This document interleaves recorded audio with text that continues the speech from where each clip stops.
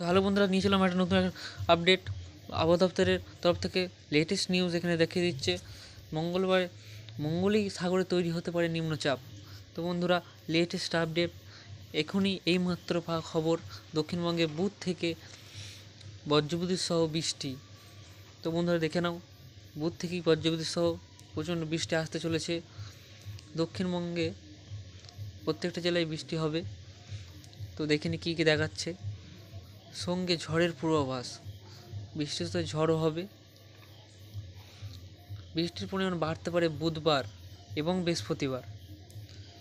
ওই দিন রাজ্যের উপকূলবর্তী 2 জেলায়, দক্ষিণ 24 পরগনা এবং পূর্ব মেদিনীপুর ছাড়া আরও 4 জেলায় ভারী বৃষ্টির পূর্বাভাস দেওয়া হয়েছে।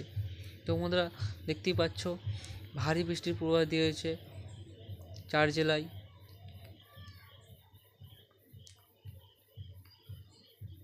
এখানে কি দেখাচ্ছে, 2 সপ্তাহ আগেই নিম্নচাপের বৃষ্টি এবং তৎপরবর্তী পরিস্থিতিতে ডিবিস থেকে জল ছাড়াই বনবাসী হয়েছিল দক্ষিণবঙ্গের বিস্তৃত অংশ।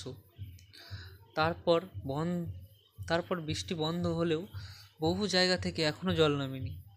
ডিবিসে ছাড়া জলে জলমগ্ন হয়েছিল বহু গ্রাম এবং আবহেই বঙ্গোপসাগরে নতুন নিম্নচাপের ত্রুটি।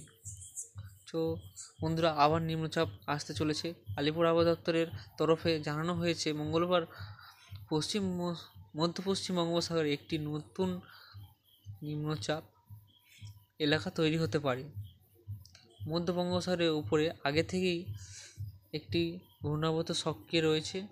মনে করা হচ্ছে মূলত তার জেরেই তৈরি হচ্ছে নতুন নিম্নচাপ অঞ্চল। তো আর কি দেখাচ্ছে এখানে, কী সব দেখাচ্ছে ছিল বন্ধুরা। এই ছিল আজকের আপডেট। তো সবাই ভালো থাকবে, এবং বৃষ্টি আসছে, কোন কোন জেলায় ভারী বৃষ্টি হবে সেটাও এর পরের ভিডিওতে জানিয়ে দেবো। তো বন্ধুরা, ভালো লাগলে ভিডিওটা, চ্যানেলটা সাবস্ক্রাইব করবেন, আর ভিডিওতে লাইক শেয়ার কমেন্ট করতে ভুলবেন না।